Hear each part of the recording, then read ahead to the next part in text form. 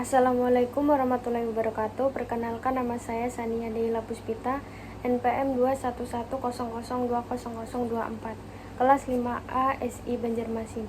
Di sini saya akan menjelaskan sedikit tentang null safety, function, prosedur, kelas dan objek, konstruktor, default name, dan factory, dan menjelaskan mengenai tipe data dinamik dan penggunaan keyword, var, dan contohnya. Langsung saja kita akan menjelaskan satu persatu. Baik, di sini saya akan menjelaskan yang pertama, yaitu ada null safety. Null safety adalah fitur dalam bahasa pemrograman yang dirancang untuk mengatasi masalah umum terkait dengan nilai null atau ketiadaan nilai. Dalam bahasa pemrograman yang mendukung null safety seperti Kotlin, Dart, atau Swift, pengembangan harus secara eksplisit menentukan apakah suatu variabel dapat berisi nilai nol atau tidak. Hal ini membantu mengurangi kesalahan yang terkait dengan ketidakpastian nilai nol dan meningkatkan keamanan serta kendala kode. Ya, berikut ini adalah contoh dari null safety. Ya, bisa dilihat di sini adalah contoh dari null safety. Di sini terdapat variabel nama mahasiswa. Pertama, kita mendeklarasikan variabel nama mahasiswa dengan tanda tanya. Di sini terdapat tanda tanya yang menunjukkan bahwa variabel ini bisa bernilai nol atau non-null. Kemudian di sini kita beri nilai, yaitu Sania Deila, atau kita isi nilai tersebut dengan Sania Deila ke dalam variabel. Selanjutnya kita mengganti nilai nama mahasiswa menjadi Sania Deila Puspita. Lalu kita mencetak nilai nama mahasiswa seperti ini, print dan kurung. Ya, nama mahasiswa bisa dilihat. Di sini juga terdapat contoh. Kita mendeklarasikan variabel umum dengan tanda tanya yang menunjukkan bahwa variabel ini bisa bernilai nol atau non-null. Oleh kita memberi nilai umur ini sama dengan 30 ke dalam variabel, jadi umur sama dengan 30. Kemudian kita mengubah nilai umur menjadi 0, umur sama dengan 0. Nah, sebelumnya kita kembali ke sini, yaitu string tanda tanya nama mahasiswa sama dengan Sania Deila. Nah, nilai di sini harus diisi karena di sini non-nullable, tidak boleh kosong. Jadi harus diisi. Selanjutnya kita di sini ada memanggil fungsi message dengan argumen message tanda tanya 2 hello Sania. Operator tanda tanya 2 ini digunakan untuk memeriksa apakah message null. Jika message adalah null, maka pesan hello Sania akan digunakan sebagai argumen. Tanda tanya 2 di sini yaitu berfungsi untuk mengatasi nilai nol saat memanggil fungsi send message. Bisa dilihat ini adalah salah satu contoh dari null safety. Jadi non-null yaitu nilai yang tidak boleh kosong, harus diisi, dan nullable itu bisa kosong atau bernilai atau ada nilainya. Jadi kemungkinan kosong dan kemungkinan ada nilainya. Yang selanjutnya yaitu ada function. Function di sini adalah blok kode yang dirancang untuk menjalankan tugas tertentu. Function memiliki pengembalian nilai yang dapat digunakan di berbagai bagian program. Function juga sering digunakan untuk menghitung atau mengembalikan hasil berdasarkan argumen yang diberikan. Nah, bisa kita lihat di sini adalah contoh dari function. Ini adalah contoh dari function. In add integer A dan integer B ini adalah deklarasi fungsi yang disebut ADD ya. Fungsi ini memiliki dua parameter, yaitu A dan B. Keduanya bertipe data integer. Di sini kita mendeklarasikan bahwa fungsi akan mengembalikan nilai bertipe bilangan bulat. Lalu ada return A plus B.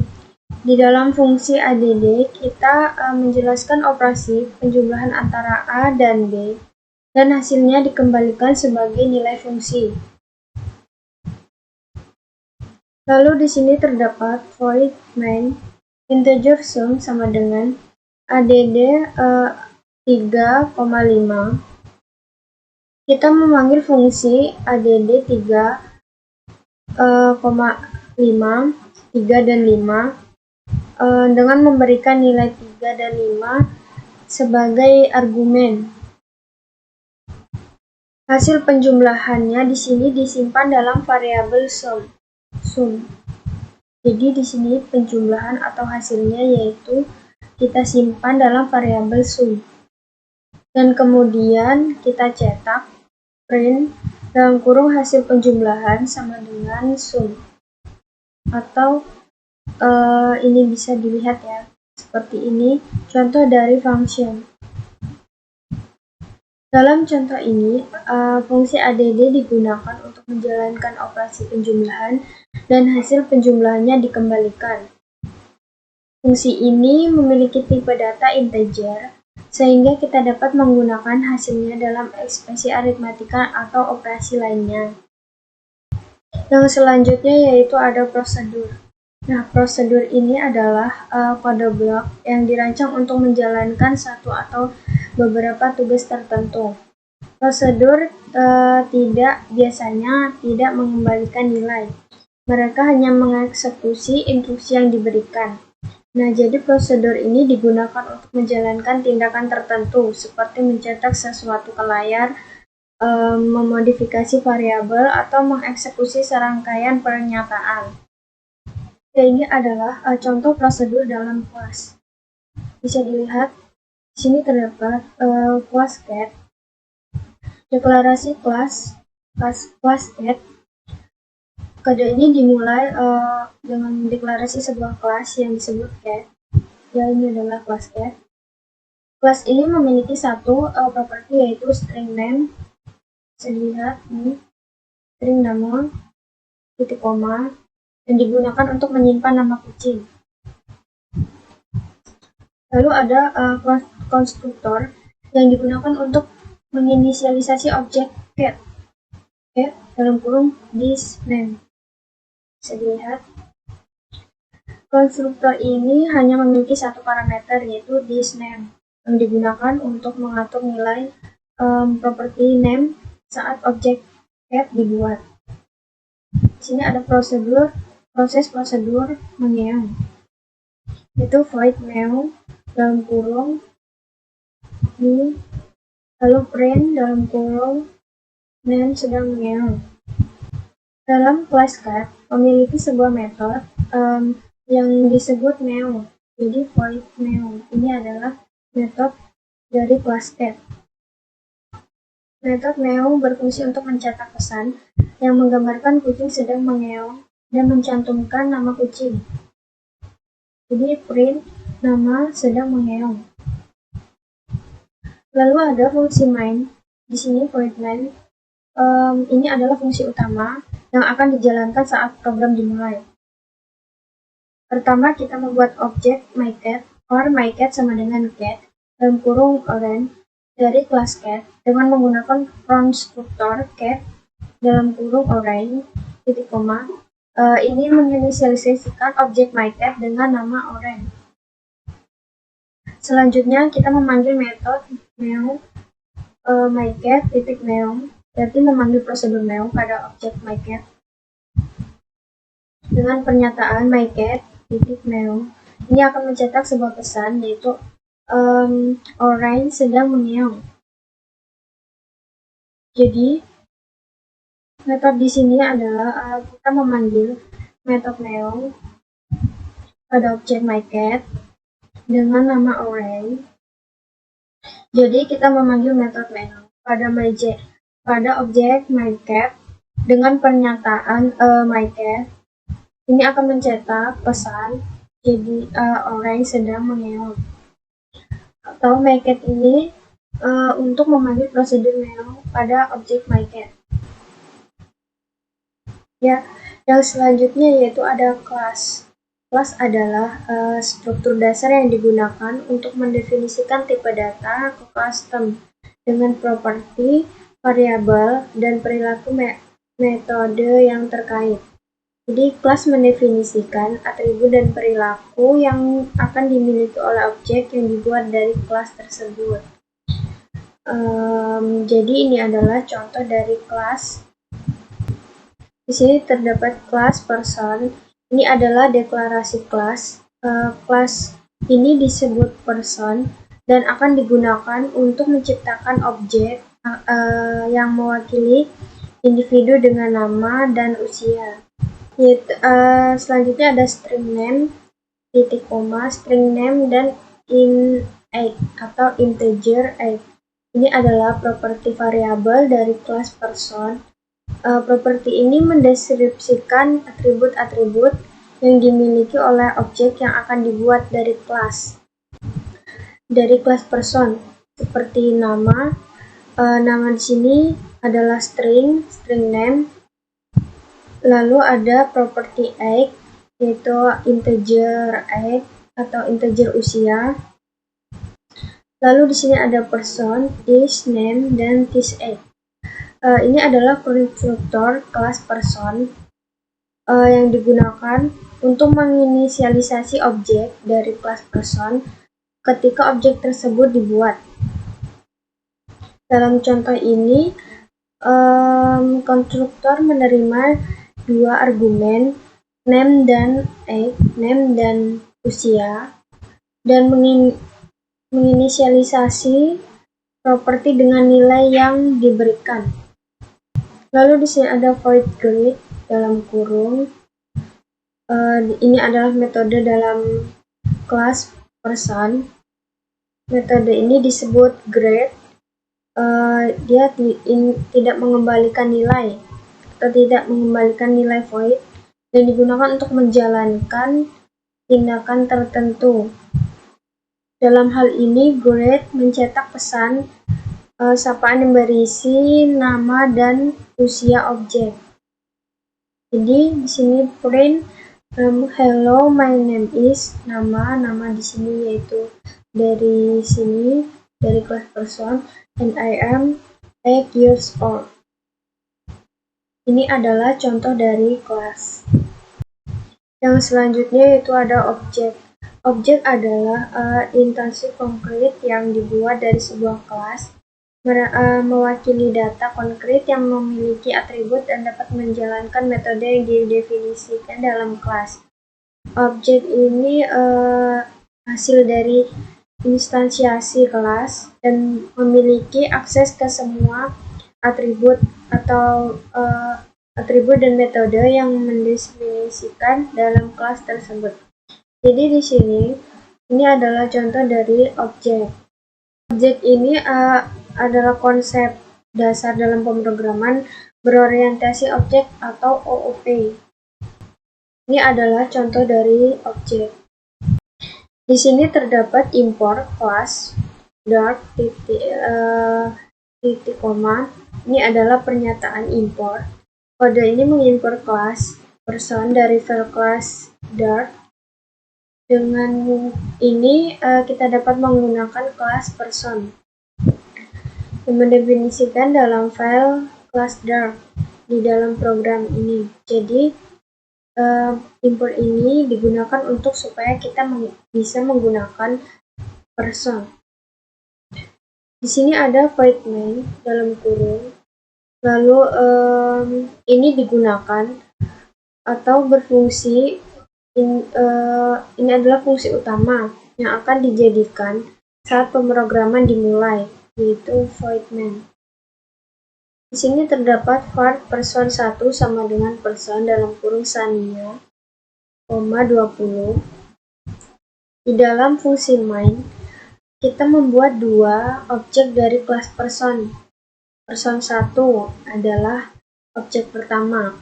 Person 1 ini adalah objek pertama dan menginisialisasikannya dengan nama Sania dan usia 20.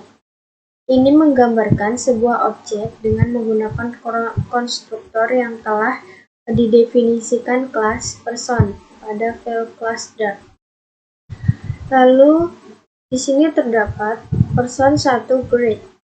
Kita memanggil metode grade pada objek person 1. Metode grade akan mencetak pesan sapaan yang mencakup nama dan usia dari person 1 ini. Lalu ada di sini terdapat var person 2. Ini sama saja sama dengan person Sally 19 atau umur 19 di sini, yaitu menandakan umur 19.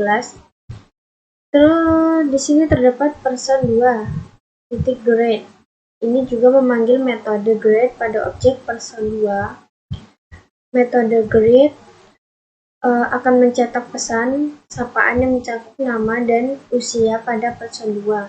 Jadi person 2 titik grade ini akan memanggil atau mencetak yang ada pada dalam person 2 di sini, yaitu Sally 19 atau dengan umur 19. Nah, ini adalah contoh dari objek. Selanjutnya yaitu ada konstruktor. Di sini saya memakai materi dari Bapak. Nah, karena di sini ada, atau kita juga mengambil contoh dari materi dari Bapak.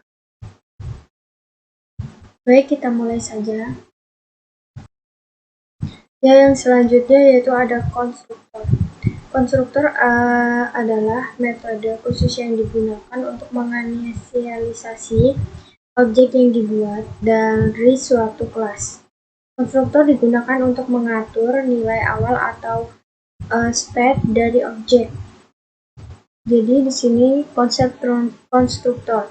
Ketika kita membuat objek atau instance dalam suatu kelas, kita bisa menginisialisasi nilai awal dari properti yang ada di dalam kelas tersebut. Hal ini bisa kita lakukan dengan menggunakan konstruktor. Konstruktor sendiri diartikan sebagai fungsi khusus dari suatu kelas yang bertanggung jawab untuk menginisialisasi nilai awal dari properti yang ada di dalam kelas tersebut. Jadi konstruktor ini memiliki 3 jenis, yaitu default constructor, dan names constructor, dan factory constructor. Yang pertama yaitu ada default constructor. Default constructor adalah konstruktor yang tidak memiliki nama.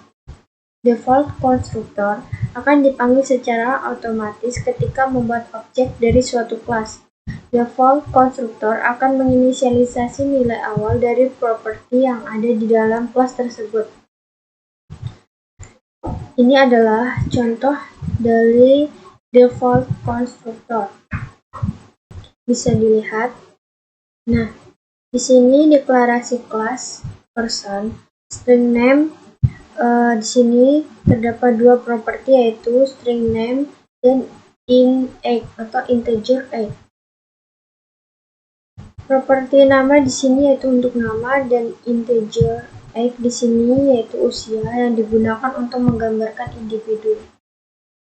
Nah, di sini ada person for name for age, yaitu di sini mendeklarasikan bahwa variabel local name dan age sebagai parameter yang bertipe data var atau variabel.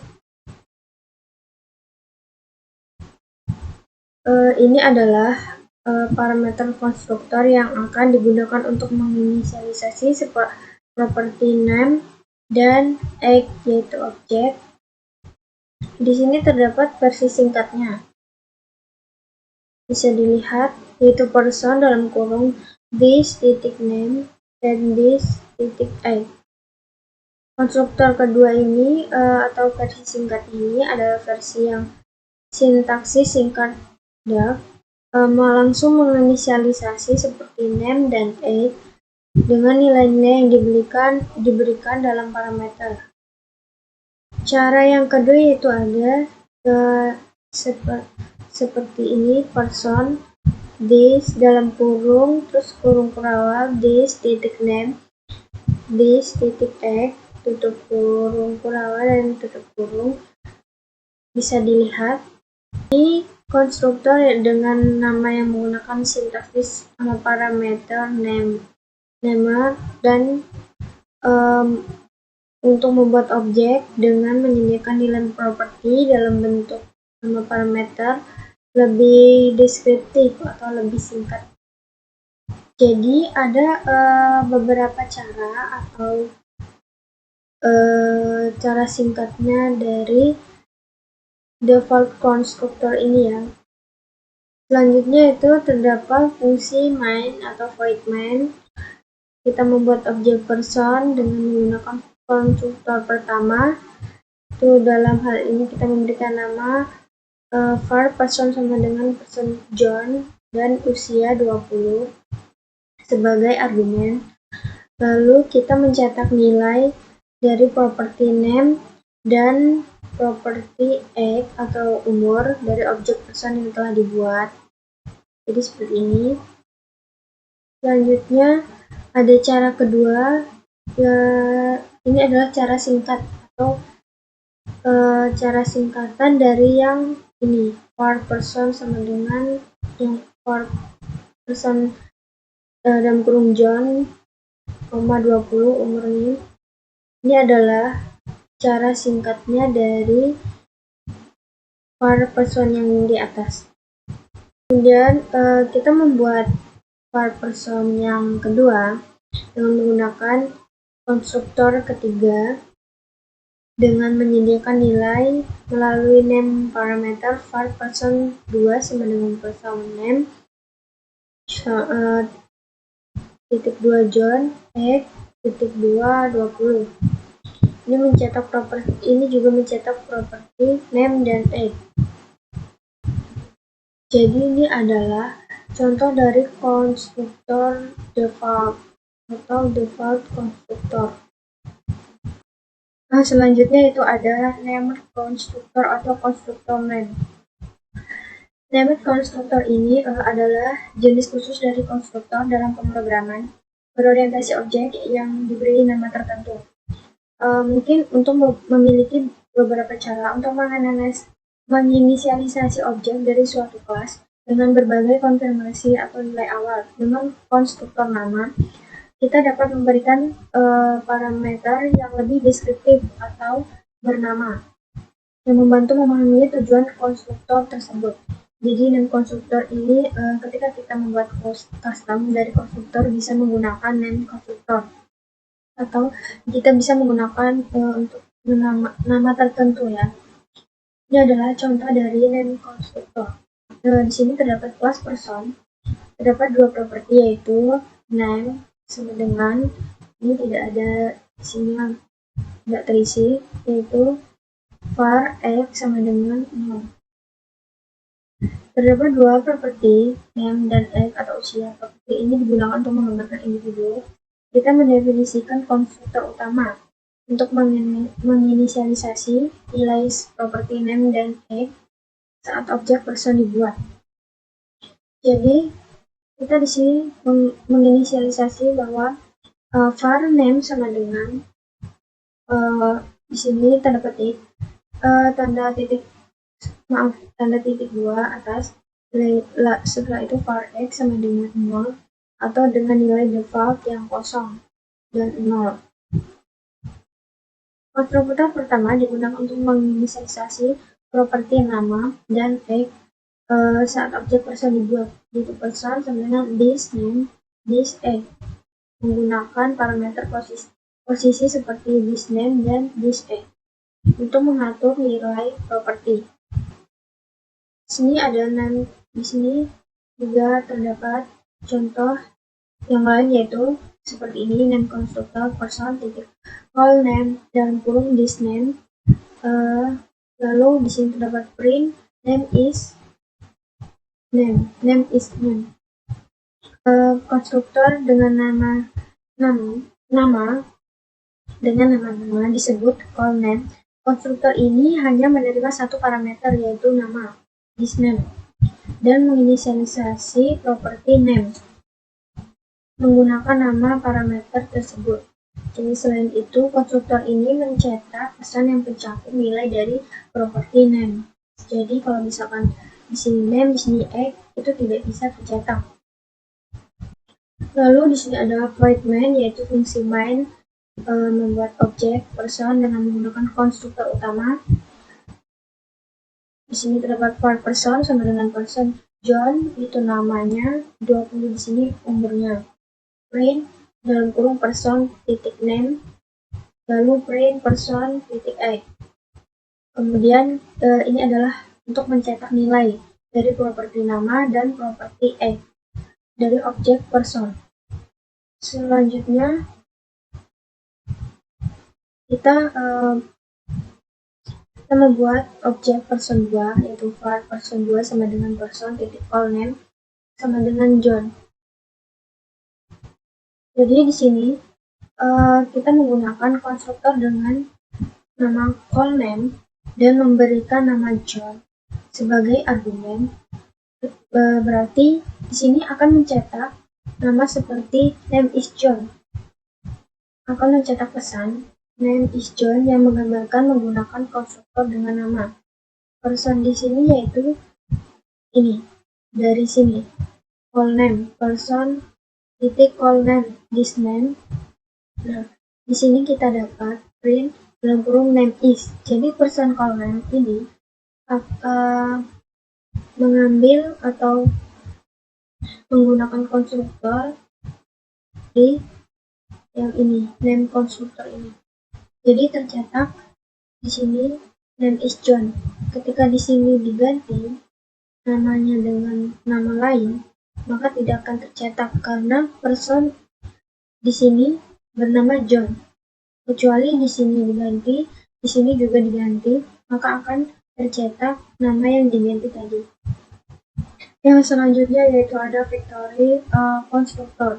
Factory konstruktor ini adalah jenis konstruktor khusus dalam bahasa Dark yang digunakan untuk membuat objek dari kelas tanpa harus selalu mengembalikan objek baru. Factory konstruktor ini digunakan ketika kita ingin mengontrol proses pembuatan objek dengan cara yang lebih fleksibel daripada konstruktor biasanya.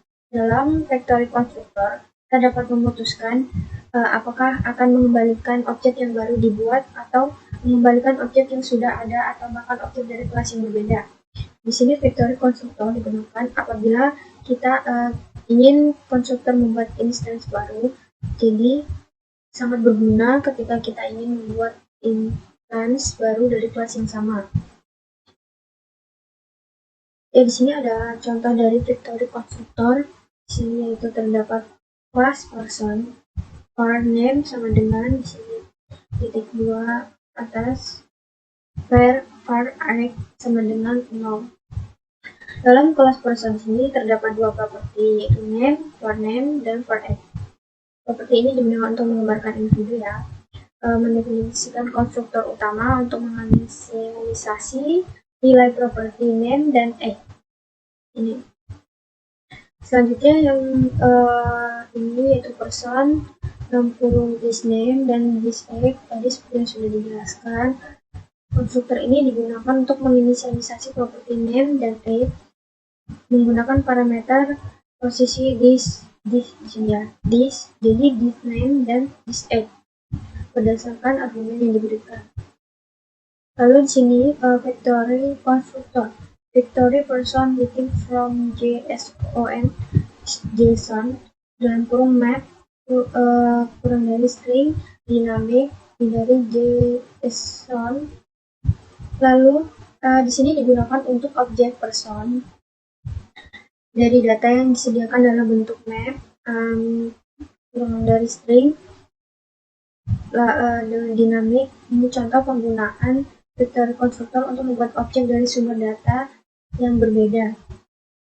Vectoric constructor ini menerima satu argumen, yaitu JSON yang merupakan map yang berisi informasi tentang nama dan usia ini di sini. Di dalam vectoric constructor ini, kita dapat mengembalikan objek person dengan mengambil nilai name dan age dari JSON ini ya, JSON, dan menggunakan konstruktor utama untuk menginisialisasi objek baru. Jadi kita menggunakan vectoric constructor ini, yaitu person from JSON untuk membuat objek person dari map dari data yang diberikan dalam bentuk map.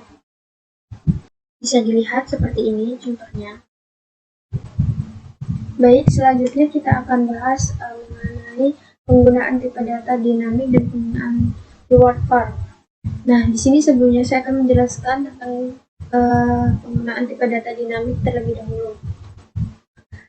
Dalam bahasa pemrograman, termasuk dinamik adalah sebuah tipe yang sangat fleksibel. Tipe data yang dapat berubah menjadi tipe data apapun saat runtime. Ini bahwa variabel dengan tipe data dinamik dapat menyimpan nilai dengan tipe data yang berbeda, dan tipe data variabel tersebut akan ditentukan saat program dijalankan. Nah, di sini bisa dilihat ini adalah contoh dari tipe data dinamik. Nah, kita buat tipe data dinamik yaitu dengan tipe data dinamik yaitu value.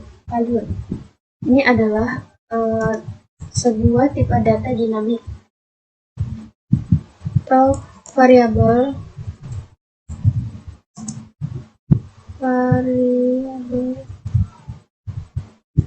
dengan tipe data dinamik. Ini adalah sebuah variabel dengan tipe data dinamik, yaitu kita buat variabel value. Nah, tipe data dinamik ini memungkinkan kita untuk menyimpan sebuah beberapa jenis nilai. Di sini ada tipe data dinamik value dengan tipe integer. Ini menyimpan tipe integer.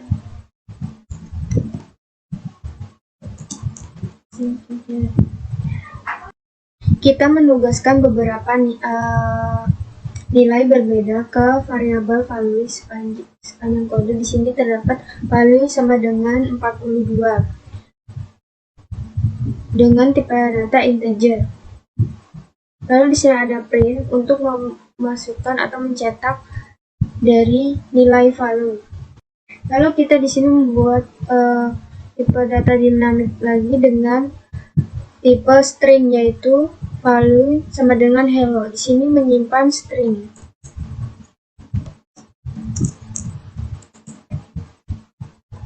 Lalu seperti tadi print atau mencetak dalam kurung value. Yang selanjutnya juga kita buat di sini tipe data dinamik dengan tipe integer atau membuat list. Jadi di sini menyimpan sebuah list.